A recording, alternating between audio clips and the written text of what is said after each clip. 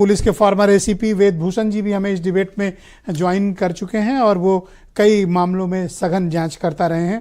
बहुत शुक्रिया वेद भूषण जी।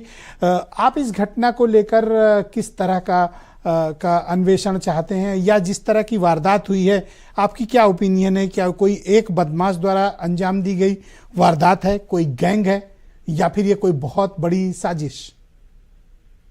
ब्रिजेश जी, जो अभी टेलीविजन पर डिबेट चल रही थी, मुंबई पुलिस को लेकर सवाल, राजनीतिक सवाल पैदा किए जा रहे थे। अभी सुशांत राजपूत केस का भी जिक्र आ रहा था, जिसके बारे में मैंने और आपने बहुत सारी डिबेट की है।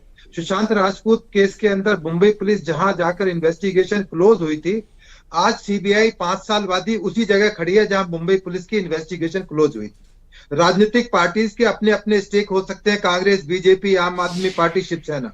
मैं याद दिलाना चाहता हूं अपने कांग्रेस को दोस्त को, वहां पर कमिश्नर एक अरेस्ट हुए थे, उनका नाम RS शर्मा था, जो तेल की घोटाले से जुड़े हुए थे, और शिंदे साहब उस टाइम सीएम थे, कांग्रेस के थे।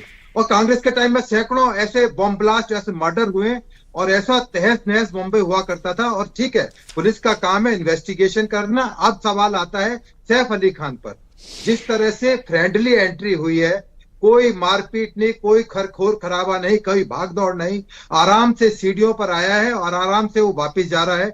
किस तरह से वो चक्कू लेकर एंटर हुआ, पुलिस के लिए वाकई में एक बहुत बड़ा चैलेंज है इस गुत्थी को सुलझाना, क्योंकि इसमें जो पेच है बहुत तरीके से उलझे हुए हैं। एक सवाल है कि क्या चाकू जिससे 6 इंजरीज करी गई, क्या वो पुलिस उसको रिकवर कर पाएगी?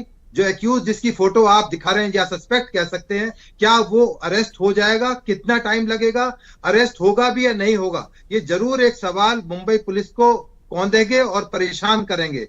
परंतु जिस तरह से ट्रैक रिकॉर्ड रहा है मुंबई पुलिस का, वो कहीं ना कहीं इस चीज को जरूर एस्टैब्लिश करेंगे कि बॉलीवुड जाने अनजाने कारण, चाहे जो भी हो सकता है इंटेंशनल हो, या हो सकता है कि इत्तेफाक भी हो सकता है, बॉलीवुड के स्टार्स टारगेट में हैं, चाहे वो क्रिमिनल्स हो, गैंग हो, या लुटेरे हो, या फिर शूटर्स। जी, इसको आप इत्तेफाक नहीं कह सकते, इसलिए ये एक कॉन्स्पिरेसी है, क्योंकि एक वो जिस माले पर रहते हैं, फ्लोर पर रहते हैं, 10वीं मंजिल पर है।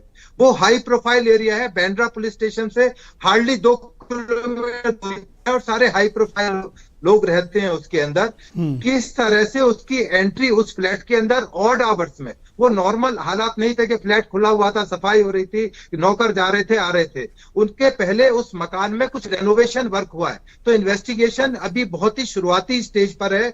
हम जंप करके इस नतीजे पर नहीं पहुंच सकते कि क्या जो वर्कर्स पहले काम कर रहे थे वो इन्वॉल्व है, या जो सस्पेक्ट जिसको हम आप वीडियो दिखा रहे हैं, फोटो दिखा रहे हैं, क्या वो हो सकता है? उसके पीछे कोई कॉन्स्पिरेसी एंगल है?